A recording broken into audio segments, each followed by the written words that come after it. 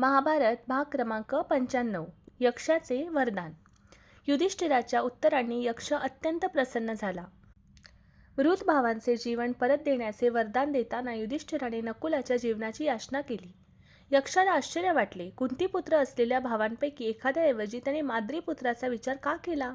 युधिष्ठिर शांतपणे म्हणाले, कुंतीला जसे पुत्र हवेत तसेच माद्रीलाही हवे आहेत. धर्माने वागणे हेच माझे कर्तव्य आहे. या उत्तराने यक्ष भारावून गेला. त्याने नकुलाला जीवनदान दिले आणि प्रसन्न होऊन सर्व भावांना पुन्हा जीवनदान दिले.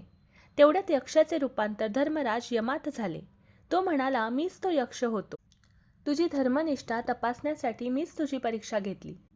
त्याने युधिष्ठिराला आणखी काही वरदान देऊ केले. युधिष्ठिराने ब्राह्मणाचे अग्निकाष्ठ परत मिळावेत अशी विनंती केली. धर्मराज हसले आणि ती इच्छा पूर्ण केली. शेवटी युधिष्ठिराने वनवासाच्या 13व्या वर्षी पांडव सुरक्षित राहतील अशी कृपा मागितली. यमाने तीही कृपा दिली. धर्म, करुणा आणि समतेवर आधारलेले युधिष्ठिराचे जीवन या वरदानातून उजळून निघाले.